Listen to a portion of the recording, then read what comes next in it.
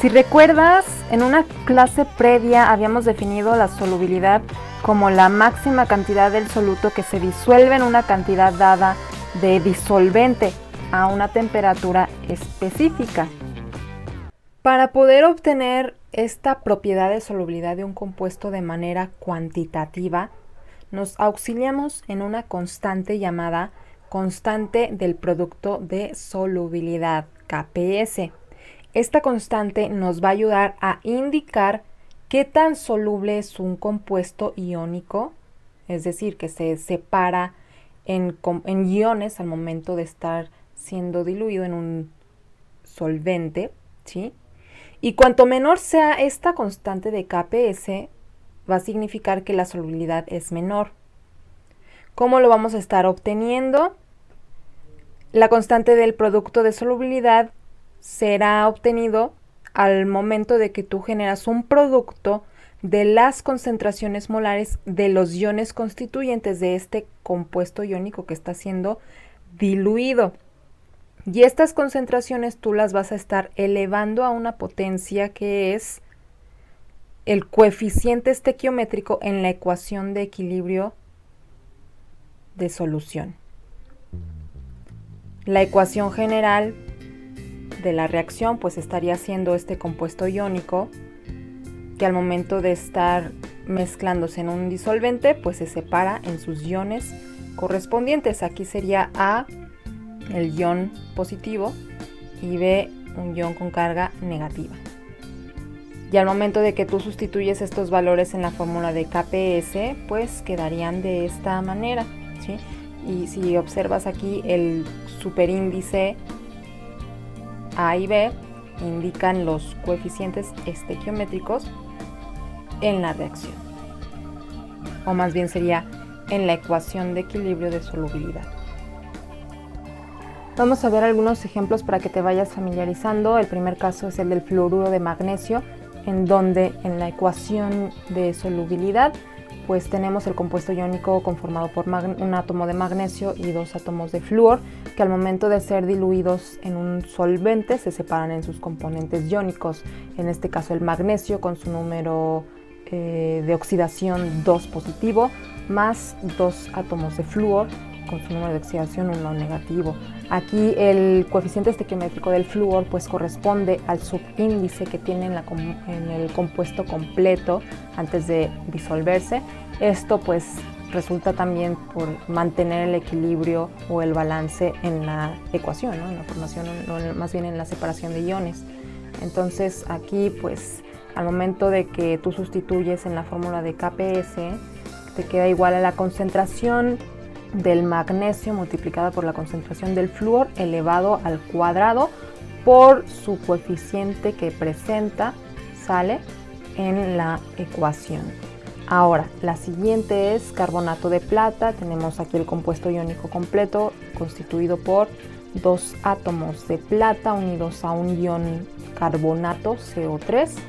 Al momento de ser diluido en un solvente se separa en sus componentes iónicos, teniendo dos átomos de plata, si aquí te fijas por el subíndice, más CO3. Recuerda que el CO3 es carbonato, el carbonato es un ion considerado completo, no puedes separarlo por carbono y oxígeno, este jamás se va a separar, ¿sí?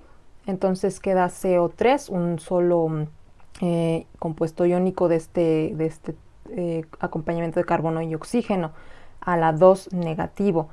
Al momento de sustituir en la fórmula de KPS tenemos la concentración de la plata elevada al cuadrado nuevamente considerando el coeficiente estequiométrico multiplicado por el ion carbonato, subíndice 3 a la 2 negativa. En el caso del carbonato aquí no le vas a poner el coeficiente, más bien la potencia, porque como podrás ver, debido a que es un ion considerado completo entre carbono y oxígeno, a pesar de que el oxígeno tenga 3 átomos constituyendo el ion carbonato, no lo vas a poder elevar tú al cubo, por ejemplo. Eso es en esta en este cálculo no se puede realizar eso, ¿sale? Lo tienes que considerar completo como si fuese un átomo completo, que claro, aquí es un ion completo, entonces lo tienes repetida una vez. Vamos a ver en dónde se aplicaría. Por ejemplo, en el caso del fosfato de calcio, aquí sí tienes el compuesto iónico constituido por 3 átomos de calcio unido a un ion fosfato, PO4, pero si te fijas, este ion fosfato sí está contemplado como con un subíndice 2. Al momento de que es disuelto en un solvente, pues se separa en sus componentes iónicos nuevamente. Tendríamos 3 átomos de calcio separados, elevado su número de oxidación correspondiente, más 2, aquí sí, 2 iones de fosfato, ¿sí? Igual checas las tablas de iones, qué tipo de oxidación o número de oxidación le corresponde, que es aquí en este caso 3 menos. Y al momento de sustituir, en la fórmula de KPS es igual a la concentración del calcio elevado al cubo por su coeficiente estequiométrico, por la concentración del ion fosfato elevado a su coeficiente estequiométrico. Vamos a tener 2 tipos de solubilidades. Una de ellas es la solubilidad molar, la cual consta de moles de soluto en un litro de disolución saturada. Esto es unidades de mol sobre litro. Son exactamente iguales a las unidades contempladas para la molaridad. Y tenemos la otra que es simplemente solubilidad, la cual es gramos de soluto en un litro de disolución saturada. Si te fijas, ambos conceptos, tanto solubilidad molar como solubilidad, están contempladas en una disolución saturada. ¿Qué quiere decir esto? Que se encuentran en equilibrio, es decir, una vez que tú has diluido un soluto en un solvente, pues la solución completa ya no va a estar recibiendo más soluto en la solución, porque si no se empiezan a generar a lo mejor por ahí algunas sedimentaciones por el soluto que ya no puede ser diluido en la misma solución y ahora se transforma en una disolución sobresaturada. Entonces hay que tener cuidado con eso. Estos conceptos son en una disolución saturada, que significa en el equilibrio. Tenemos a continuación una tabla de productos de solubilidad, ¿sí?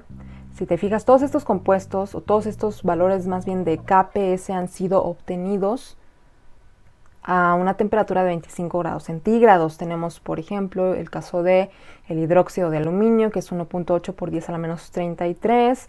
Otras que, por ejemplo, el hidróxido de calcio de 8 por 10 a la menos 6. Si recuerdas, habíamos mencionado que entre más bajo o más pequeño fuera el valor de KPS, significaba que el compuesto iba a ser menos soluble. Realicemos un ejemplo. Este nos dice así: la solubilidad del sulfato de calcio es de 0.67 gramos sobre litro. Calcule el valor de KPS para el sulfato de calcio. Muy bien, entonces si te fijas, pues ya tenemos el valor de una solubilidad en gramos sobre litro y sabemos que el soluto a diluir pues es el sulfato de calcio. Ok, lo primero que hay que hacer es escribir esa ecuación de el compuesto iónico separándose en sus iones, ¿sí? Que sería el sulfato de calcio separándose en calcio y el ion sulfato. En esta ecuación no vamos a colocar coeficientes estequiométricos, ya que en automático pues tenemos la ecuación balanceada. Muy bien. Lo siguiente es determinar de una manera preambulatoria pues la fórmula de KPS, cómo estaría quedando. KPS del sulfato de calcio estaría siendo el producto de la concentración del calcio por la concentración del ion sulfato. Muy bien. Ahora, como en otros casos anteriores, vamos a tener que establecer 3 escenarios de solubilidad. En estos 3 escenarios vamos a estar definiendo una variable S que vamos a identificar como solubilidad molar. Tendremos un escenario inicial, el cual va a ser antes de que el sulfato de calcio entre en contacto con ese solvente donde se está separando en sus componentes iónicos. Tendremos un escenario de cambio en el cual ya está siendo separado en un solvente en sus iones correspondientes.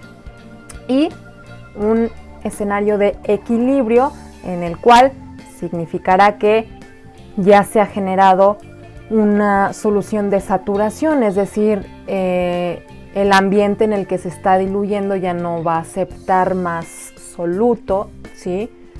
Porque si no es cuando se empieza a generar más bien una solución sobresaturada. Entonces simplemente el equilibrio, eso nos va a indicar la solución de saturación. Muy bien, iniciamos en el escenario inicial. Si te fijas, vamos a contemplar únicamente que no hay iones de calcio, ¿sale? Ni de sulfato. Para el caso del sulfato de calcio lo vamos a dejar en pues vacío, no hay cero, no hay nada, porque más bien en sí todavía no entra en contacto el sulfato con este solvente, ¿sí? Ahora, hasta donde lo vamos a contemplar es en la etapa del cambio. Vamos a tener un menos S, que es ya cuando inmediatamente al momento de que el soluto entra en contacto con el solvente, pues empieza a ser diluido, ¿sí? O separado en sus iones. Mientras que en el ion del calcio y del sulfato, ¿qué va a pasar? Pues como se está separando ese compuesto iónico, pues va a incrementarse, ¿sale? ¿Cómo quedaría entonces en la etapa del equilibrio? Pues quedaría ganando, ¿no? Los iones estarían ya separados en el calcio y el sulfato, y pues acá ya tampoco pondríamos nada porque se supone que ya estaría totalmente diluido este sulfato de calcio en el dicho solvente, ¿no? Muy bien. Como quedaría al momento de sustituir esta variable S en la fórmula de KPS, quedaría S al cuadrado. Definiendo ya esta etapa de equilibrio de solubilidad, habíamos determinado que esa variable S iba a ser la solubilidad molar y que al momento de que sustituyéramos en la fórmula de KPS, que es la concentración del calcio por la concentración del ion sulfato, estaría siendo S por S igual a S al cuadrado. Si te fijas, como tiene unidades de mol sobre litro, por eso la consideramos como una concentración, que habíamos mencionado que son unidades iguales a las de molaridad. El detalle es que nosotros tenemos el dato de solubilidad, pero en gramos sobre litro, o sea, es 0.67 gramos sobre litro, que hay que hacer un cambio estequiométrico donde consideramos que la solubilidad del sulfato de calcio es igual a 0.69 gramos sobre un litro de disolución por un mol de sulfato de calcio, que es igual a 136.2 gramos de sulfato de calcio. Aquí, si te fijas, estamos utilizando el peso molecular del sulfato de calcio para poder hacer esta conversión estequiométrica, y nos resulta que la solubilidad del sulfato de calcio es igual a 4.9 por 10 a la menos 3 mol sobre litro, y esto es la constante S que definimos como la solubilidad molar. Ahora, ¿qué es lo que ocurre? Ya tenemos S, ya nada más sustituyes. La concentración del calcio será igual a 4.9 por 10 a la menos 3 mol sobre litro, y lo mismo para la concentración del ion sulfato, 4.9 por 10 a la menos 3 mol sobre litro. Sustituyendo ya ahora sí estos valores de concentración de cada ion, pues en la fórmula de KPS va a salir que es igual a la variable S al cuadrado igual a 2.4 por 10 a la menos 5.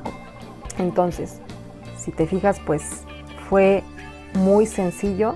Lo único que tuvimos que hacer fue convertir esa solubilidad de gramos sobre litro a moles sobre litro y simplemente sustituir ese dato ya en la variable de S, solubilidad molar, que obtuvimos en el equilibrio. ¿Qué secuencia de pasos hay que seguir entonces para la solución de un problema? Pues si te dan, número 1, la solubilidad del compuesto, hay que revisar que estén en unidades de mol sobre litro o gramos sobre litro. Si te las dan en gramos sobre litro, hay que convertirla a solubilidad molar del compuesto, moles sobre litro. Posteriormente ya podrás estar obteniendo las concentraciones de aniones y cationes, es decir, los iones que son componentes del compuesto iónico. Y finalmente ya podrás obtener el KPS del compuesto evaluándose, ¿sí? Ahora, en el caso de que se te presente al revés, que te den un KPS del compuesto, pues con este KPS podrás determinar las concentraciones de aniones y cationes, es decir, los iones que forman el compuesto iónico, y posteriormente que has obtenido estas concentraciones ya puedes determinar la solubilidad molar del compuesto y después convertirlo estequiométricamente a solubilidad del compuesto. Y así concluimos esta sesión de química analítica. Estoy al pendiente de tus dudas. Bye bye.